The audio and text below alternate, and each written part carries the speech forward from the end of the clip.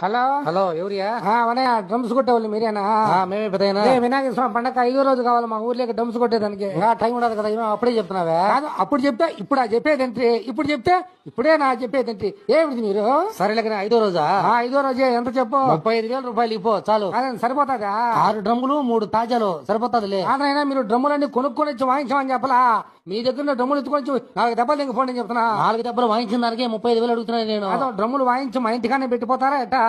మా డ్రమ్ములు మీ ఇంటికాడ ఇంటికి పెడతావా? కానీ పోయి ఏమిటి నువ్వు మాట్లాడితే 2 పొలాలు తీసుకుని 4 దెబ్బలు దింగిన దానికి 35,000 అడుగుతున్నాడు. ఏమిటి నువ్వు? ఎంత 3,000 ఇచ్చి పంపించా? అదే బొమ్మని తింటప్పుడు 2 దెబ్బలు ఇచ్చివి, నిమజ్జనం చేసేటప్పుడు 4 దెబ్బలు ఇచ్చివి.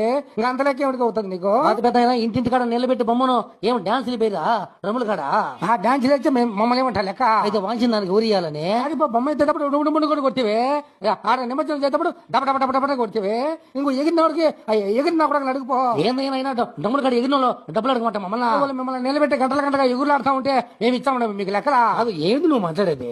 మరి నువ్వేమిటి మాట్లాడేది? మా వినాయకుని బొమ్మే 14,000 కదా. అయితే ఎంత ఇచ్చావు? అదే మనిషికి 1/4 మందు, మనిషికి 700 లెక్కన చెప్పు. ఒక 4 రాపండి చాలు. కాదు, డ్రమ్స్ అంటే ఏమనుకుంటున్నావు నువ్వు? డమ్ డమ్ అనేటివే కదా.